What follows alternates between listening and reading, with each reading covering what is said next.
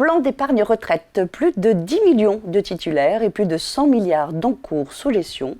Le sujet mérite qu'on s'y attarde un petit peu et c'est ce que nous allons faire aujourd'hui. C'est parti.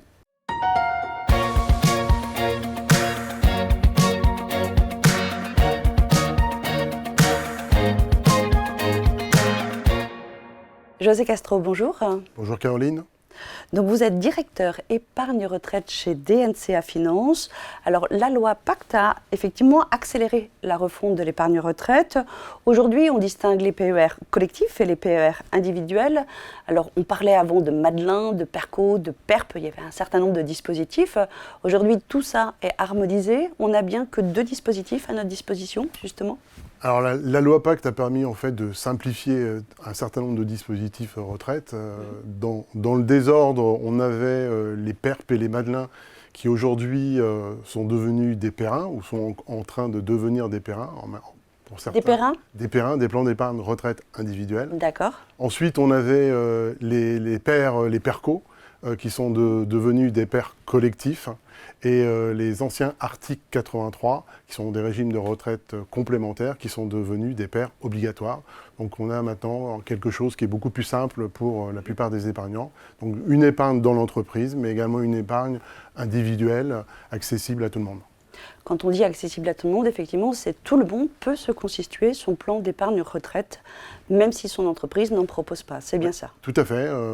On peut aujourd'hui souscrire un plan d'épargne retraite individuel auprès de sa banque, une compagnie d'assurance, un site internet, un courtier en ligne, un CGPI. Et justement, l'intérêt de ce plan d'épargne retraite, quels sont-ils? Si on devait en lister 3, il y en a certainement plus, mais si on n'en prend que 3. Oui, alors je dirais que c'est un produit universel qui est souple. Il est souple également en matière de gestion financière. Depuis la loi Pacte, l'offre s'est considérablement améliorée. Et on peut couvrir aujourd'hui globalement un certain nombre de besoins, mais on va en parler dans quelques instants.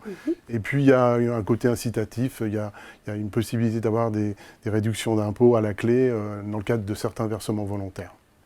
Alors effectivement, vous dites qu'il y a plusieurs solutions qui peuvent être proposées. Chez DNCA, c'est votre cœur métier, c'est de proposer des solutions de gestion en fonction des besoins. Comment vous identifiez ces besoins en termes d'épargne retraite ?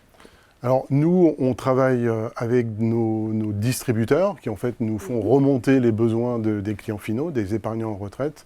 Et là, on distingue 2 étapes. Une étape qui est une première étape d'épargne pendant la vie active. Et on commence à distinguer maintenant une épargne pendant la phase de retraite qui correspond à un certain nombre de besoins.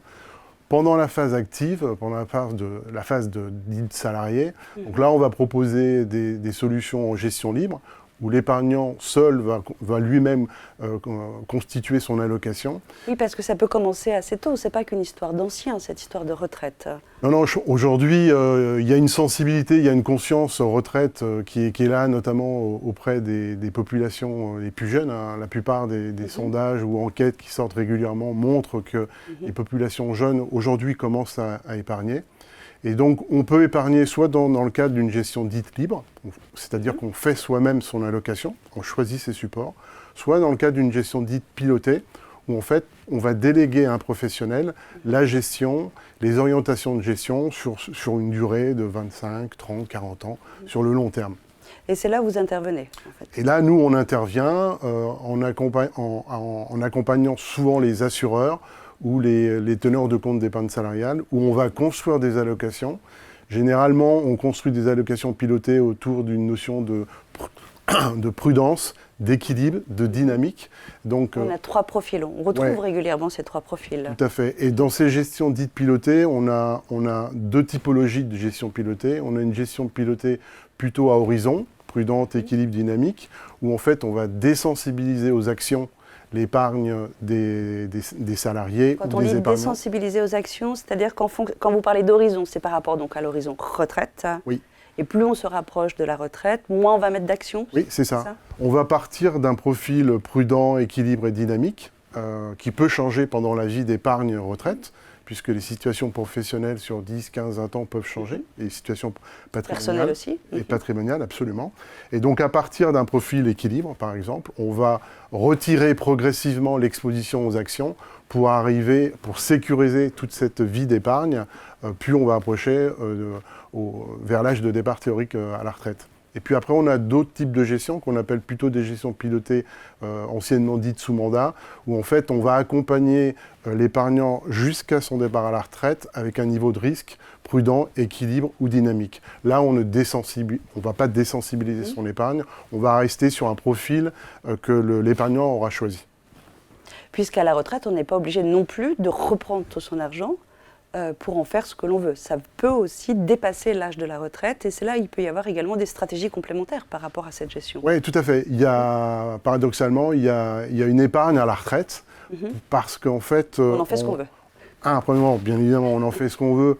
On peut sortir sur un pair, on peut sortir en capital, on peut sortir en rente. On peut surtout programmer un choix d'utilisation de cette épargne retraite, par exemple, pour de la dépendance, par exemple, pour préparer des sujets de dépendance, pour décaler des revenus. On a des épargnants qui vont nous dire moi, cette épargne, je ne vais pas y toucher pendant 10 ans, j'y toucherai un peu plus tard.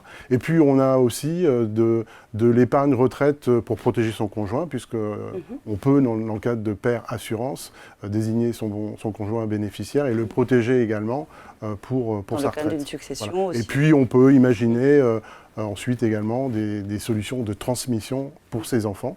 Et donc, à chaque solution, en fait, à chaque stratégie d'épargne post-départ à la retraite, nos